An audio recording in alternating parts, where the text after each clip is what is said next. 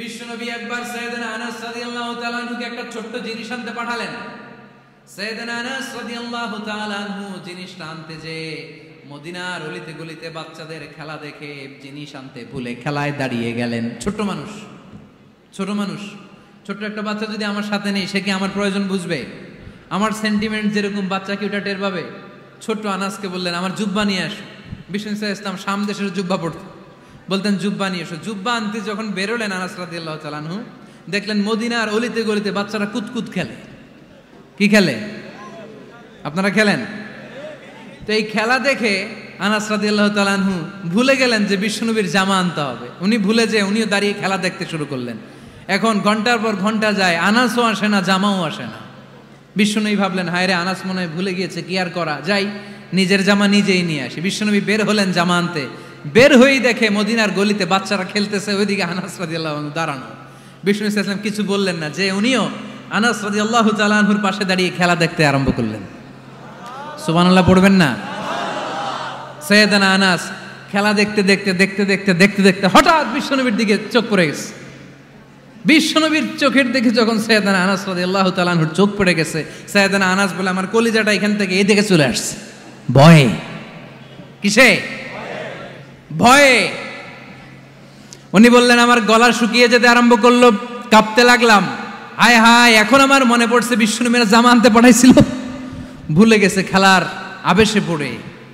উনি বললেন, বিশ্বনবী আমারে ধমক দেন নাই, আমার গায়ে হাত তোলেন নাই, জামা আনতে পাঠাইছি, এখানে খেলা দেখতেছো এটাও বলেন নাই, বিরক্তিও প্রকাশ করেন নাই। বিশ্বনবী শুধু একটা হাসি দিয়েছেন, স্মাইল। কি দিয়েছেন?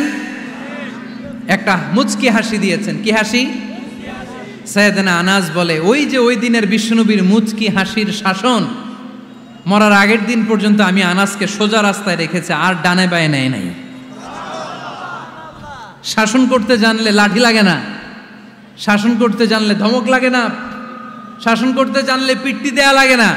মুচকি হাসি দিয়েও শাসন করা যায় কি যায় না? সাইয়েদনা আনাস বললেন, কোনোদিন মারে নাই, কোনোদিন ধমক দেয় নাই, সব সময় আমাকে আদর করেছে। চিল্লায় পড়েন সুবহানাল্লাহ। এবার খেদমত শুরু করলো সাইয়েদনা আনাস। ছোট্ট মানুষ কি আর করবে? কতটুকু খেদমত আর করতে পারবে? বিশ্বনবীর মেসওয়াকটা এনে দেয়। সুবহানাল্লাহ পড়েন। বিশ্বনবীর আতরের শিশিটা এনে দেয়, বিশ্বনবীর জাইতুনের তেলের বোতলটা আগিয়ে দেয়, বিশ্বনবীর জামাটা প্রয়োজনে বিশ্বনবীর হাতে এনে দেয়। সাইয়েদনা আনাস বলেন, আমি 1 বছর নয়, 2 বছর নয়, 5 বছর নয়, 7 বছর নয়, 10 বছর বিশ্বনবীর খেদমত করেছি। ফামা দরাবানি, 10 বছরে একদিনও তিনি আমারে মারে নাই। সুবহানাল্লাহ। একদিন আমার গায়ে হাত তোলে নাই, হাত তোলা তো দূরের কথা, ওয়ালা সাব্বানি, কোনোদিন গালি দেয় নাই, ওয়ালা আবাসা আলা ওয়াজহি, কখনো বিরক্তি স্বরে ভ্রু কুচকে আমার দিকে বিশ্বনবী কোনোদিন তাকায় নাই। সুবহানাল্লাহ পড়েন। কোনোদিন আমার গায়ে হাত তোলে নাই। আরে হাত তোলা তো দূরের কথা, আমাকে ধমকি পর্যন্ত দেয় নাই। ধমকি দেয়া তো দূরের কথা, আমরা অনেক সময় বিরক্ত হয়ে ভ্রু কুচকাই না। এরকম বিরক্তি হলে আমরা কারোর প্রতি বিরক্ত হলে কি হয়? কপাল ভ্রু কুচকে ওঠে, ঠিক কিনা? সাইয়েদনা আনাস বললেন, কোনোদিন মারে নাই। খাদেম বলতেছে, খাদেম, বড় সাহেবের রিপোর্ট কার থেকে নিতে হয়? হয় খাদেম, নয় দারোয়ান, নয় ঘরের কাজের মেয়ে, তা না হলে ড্রাইভার। বিশ্বনবীর খাদেম বিশ্বনবীর ব্যাপারে কি কমেন্ট করছে? মা সাব্বানি ওয়ালা জারাবানি ওয়ালা আবাসা ফি ওয়াজহি। এই 10 বছরের খেদমতের জিন্দেগিতে কোনোদিন বিশ্বনবী আমারে মারে নাই, গায়ে হাত তোলে নাই। আরে হাত তোলা তো দূরের কথা, একটা ধমকও দেয় নাই। আরে ধমক দেয়া তো দূরের কথা, বিরক্তির সুরে ভ্রু কুচকে আমার দিকে কখনো তিনি তাকায় নাই। চিল্লায় বলো সুবহানাল্লাহ। আর আজকে মাইক পেলে মানবতা, মানবাধিকারের কর্মী কি সুন্দর কথা বলে, উইমেন রাইটসের কথা বলে, শিশু শ্রম নিয়ে কথা বলে, আর বাড়িতে কাজের মেয়ের গায়ের মধ্যে খুন্তি, গরম খুন্তি পিঠের মধ্যে লাগিয়ে পিঠ ঝলসিয়ে দেয়। এরকম আছে না নাই? পত্রপত্রিকায় প্রায় দেখা যায় যে কাজের মেয়েদেরকে কি অত্যাচার করে। খুন্তি গরম করে করে চামড়ার মধ্যে লাগিয়ে স্কিন ঝলসে ফেলেছে, গ্রিলের মধ্যে বেঁধে রেখেছে, সময় মতো খাবার দেয় নাই, পিটিয়ে মাথার চুল কামিয়ে মাথা নেড়া করে দিয়েছে। এরকম আছে না নাই? এরা মানবাধিকারের ঠিকাদার, এরা মানবাধিকারের কথা বলে, আর বিশ্বনবী সাল্লাল্লাহু আলাইহি ইসলামের খাদেম বিশ্বনবীর ব্যাপারে বলেছে, কোনোদিন মায়ের তো দূরের কথা, হাত তোলা তো দূরের কথা, আরে ধমক দেওয়া তো দূরের কথা, বিরক্তির চেহারা নিয়েও কোনোদিন বিশ্বনবী আমার দিকে তাকায় নাই। চিল্লায় পড়েন সুবহানাল্লাহ। এজন্য সব সময় বিষ্ণু ইসা ইসলাম শ্রমিকদেরকে ভালোবাসতেন। শ্রমে কোনো লজ্জা নাই, লজ্জা হচ্ছে অলসতায়। আজ থেকে এই মাহফিল, এই এত বড় আয়োজন, এত বড় গ্যাদারিং তখনই সার্থক হবে যখন আমরা এই সিদ্ধান্তে আসতে পারবো যে আমরা অলস সময় কাটাবো না, আমরা আমাদের এই সময়গুলোকে প্রোডাক্টিভ ওয়েতে কাজে লাগাবো, কোনো না কোনো কাজের সাথে জড়িত হব। Never under estimate any job, whether it's big or small, বড় হোক বা ছোট হোক, কোনো কাজকে আমরা ছোট করে দেখব না। যে কোনো কাজ করো না ভাই, যে কোনো কাজ করো তা যেন হয় সবার চেয়ে সবচেয়ে সুন্দর। আমাদের অবসর সময়গুলোকে কাজে লাগানোর দরকার আছে না নাই? আমরা নিজেদেরকে কর্মঠ করে, কর্মজীবী হিসেবে, শ্রমজীবী হিসেবে নিজেদেরকে প্রতিষ্ঠিত করতে চাই। রাজি আছে মুসলমান? লক্ষ্মীপুরের যুবক ছেলেরা আওয়াজ করে বলো, পারা যাবে? লজ্জা কিসে? লজ্জা কিসে?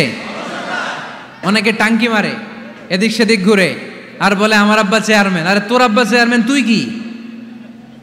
কয় আমার আব্বা MP, member of the parliament. আরে তোর বাবা এমপি, এটা তো তার গৌরব, তোর কি আছে সেটা বল। এজন্য নিজের পায়ে দাঁড়াবো। অলসতার সাথে আমাদের কোনো সম্পর্ক। আজকের এই মাহফিল থেকে আমরা অলসতা, অকর্মণ্যতাকে নো বলে দিলাম। অলসতাকে আমরা কি বললাম? আরো জোরে বলতে হবে, অলসতাকে কি বলবো? আর সব সময় কর্মঠ থাকবো, এনার্জেটিক থাকবো, নিজের পায়ে দাঁড়াবো, আইডিয়া জেনারেট করব, এন্টারপ্রেনার হওয়ার চেষ্টা করব, নতুন নতুন উদ্যোক্তা হওয়ার মাধ্যমে আমরা আমাদের নিজেদের ভাগ্য পরিবর্তনের চেষ্টা করব। কারণ আল্লাহ বলেছেন, ইন্নাল্লাহা লা ইউগাইয়িরু মা বিকাউমিন হাত্তা ইউগাইয়িরু মা বিআনফুসিহিম। আল্লাহ তাআলা ততক্ষণ পর্যন্ত কোনো জাতির ভাগ্যের চাকার পরিবর্তন করে না যতক্ষণ পর্যন্ত ওই জাতি নিজে নিজের ভাগ্যের চাকার পরিবর্তন করতে না চায়। চিল্লা এখন ঠিক কিনা? পরে নেই। আল্লাহ শিক্ষা দিয়েছে, যেই পরিস্থিতিতে থাকো না কেন তোমাকে শ্রম ব্যয় করে, কষ্ট করে তোমার উপার্জন করতে হবে, রিজিকের বন্দোবস্ত করতে হবে। চিল্লায় বলেন ঠিক কিনা? ইসলাম আমাদেরকে এটাই শিখিয়েছে, কাজে লজ্জা নাই। আবার বিশ্বনবী বললেন, ইন খামাতিস সাআ ওয়া ফি ইয়াদি আহাদিকুম ফাসিলাতুন, তোমাদের কারো হাতে যদি একটা চারা বীজ থাকে, সে যদি দেখে কিয়ামত হতে শুরু করেছে, ফাইন ইসতাতাআ আন ইয়াগরিসাহা ক্বাবলা আন তাকুমাস সাআ ফালইয়াগরিসহা। কারো হাতে একটা চারা বীজ নিয়ত করেছে, চারা বীজটা রোপণ করবে। ইন দ্য মিন টাইম দেখলো কিয়ামত হতে শুরু করেছে। বিশ্বনবী বললেন, যদি তোমার সুযোগ থাকে কিয়ামত হওয়ার আগে চারা বীজটা রোপণ করে দাও। কথা বুঝতে পেরেছেন? আপনার হাতে একটা চারা বীজ, আপনি প্ল্যান করেছেন এই চারা বীজটা রোপণ করবেন। ইন দ্য মিন টাইম দেখলেন কি হওয়া শুরু হয়েছে? ইযা জুলজিলাতিল আরদু জিলজালাহা, দ্য বিগেস্ট আর্থকোয়েক, ভূমিকম্প শুরু হয়েছে, কিয়ামত হয়ে যাবে। বিশ্বনবী বললেন, কিয়ামত হইতেছে ওদিকে, আর তোমার হাতে যদি চারা বীজ থাকে দেরি করো না, কিয়ামত তোমার কাছ পর্যন্ত আসার আগে সুযোগ পেলে চারা বীজটা রোপণ করে দাও। ইসলাম শিখিয়েছে শেষ নিঃশ্বাস পর্যন্ত তোমাকে লড়ে যেতে হবে। এই পৃথিবীতে কেউ কাউকে জায়গা করে দেয় না, জায়গা করে নিতে হয়। এই পৃথিবীটা, the life is not a bed of roses, এটা ফুল বিছানো কোনো ফুলসজ্জা নয়, এটা কণ্টকাকীর্ণ। কেউ আপনার স্পেস করে দিবে না, কেউ আপনাকে সুযোগ করে দিবে না, কেউ আপনার জায়গা করে দিবে না, বরং আপনি জায়গা করে নিলে টাইনা নিচে নামাবে। কথা বলেন? এজন্য কখনো অলসতাকে স্থান দেয়া যাবে। রসুল বাত্তালি দুক্কানু শয়তান, অলস মস্তিষ্ক শয়তানের আড্ডা। অলস যদি কেউ থাকে, এটারে টেনে বেঁধে কাজে নামাবেন। পারা যাবে? আলহামদুলিল্লাহ, লক্ষ্মীপুরে এরকম অলস ছেলে পেলে নাই।